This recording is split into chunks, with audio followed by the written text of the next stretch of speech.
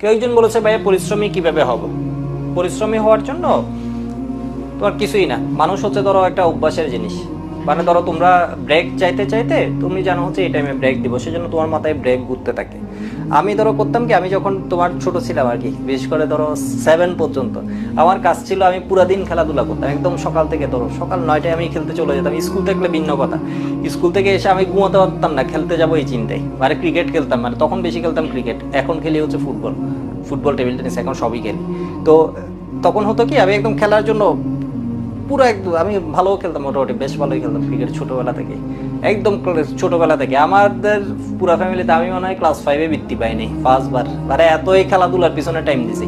7 পর্যন্ত হচ্ছে তোমার কি খুব বাজে অবস্থা, খুব বাজে অবস্থা। মানে রেজাল্ট কেমনে কেমনে জানি মোটামুটি ভালো করতাম, মোটামুটি ভালো করতাম, মানে কি শুরুর দিকে থাকতাম 1 2 3 4-এর ভিতরেই থাকতাম। ওই তো মফস্বলের একটু পড়ালেখা করলে ভালো রেজাল্ট করে, তখন ছিলাম পটিয়া মডেল হাই স্কুলে, মানে আমাদের বাসা তো চিটাগাং। এরপর 9-এ এসে গেছি কলেজের। 8-এ থাকতে আমাদের সময় একটা স্যার ছিল, তো আর ওই যে হাফেজ স্যার নাম। তো পটিয়া স্কুলে হচ্ছে ক্লাস 8-এ তখন যে ট্রেনিংটা তোমার ওই বৃত্তি পরীক্ষা, তখন ছিল বৃত্তি পরীক্ষা, ওইগুলার যে কোচিংটা হতো এত যন্ত্রণাময়, 9টা থেকে শুরু করে 5টা পর্যন্ত।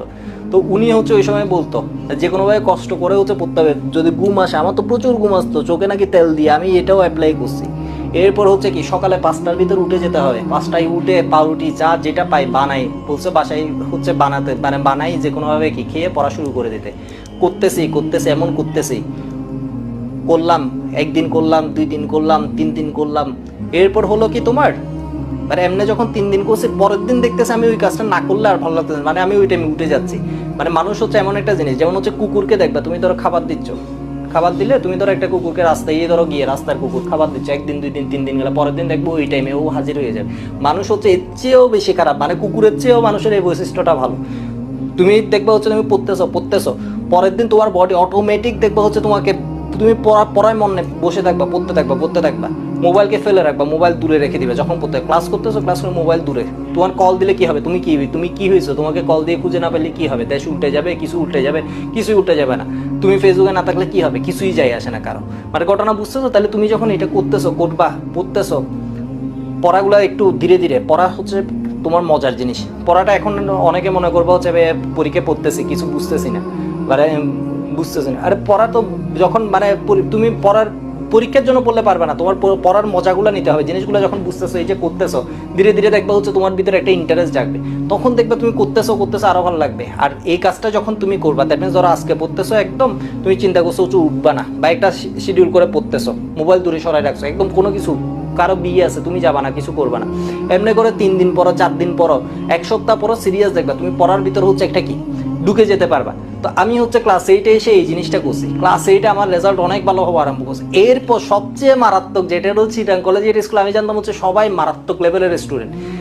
ওইখানে এসে আমি শুরুতে ভর্তি পরীক্ষার জন্য এত পড়া পড়ছি, আমি দিন রাত পড়তাম। আমি তো চান্স পাইছি, ওইটা বিষয় না। এরপর প্রথম 6 মাস এত পড়ছি, শুরুতে কলেজের স্কুলে ধরো একটা কি টপের মধ্যে চলে গেছি। এরপর কোচিংয়ে হতাম, প্রত্যেক পরীক্ষায় ধরো ফার্স্ট সেকেন্ড এরকম, মানে আবার শিফট যেগুলো ছিল আর কি, ওইখানে আমি ধরো হাইস্ট, এমন হতো যে ম্যাথ দিছে আমি দ্রুত করে ফেলতেছি। কলেজে খেলতে গেলাম, 1 দিন 2 দিন গেলাম, মর্নিং শিফটে ছিলাম আমি চিটাগাং কলেজের স্কুল হচ্ছে লিজেন্ডারি লেভেলের, পুরো ওয়ার্ল্ডে সব জায়গায় ধরো চিটাগাং কলেজের স্কুল থেকে সবাই ছড়া গেছে। এনডিসি চিটাগাং কলেজের স্কুল এরকম কিছু জায়গা আছে, সব জায়গায় ভালো, বাট এরকম জায়গার মানুষজন দেখবে পুরো ওয়ার্ল্ডে ছড়া যায়। এবং বুয়েট, মানে পুরো ওয়ার্ল্ডে গেলে হচ্ছে এর মধ্যে লোক পাবা।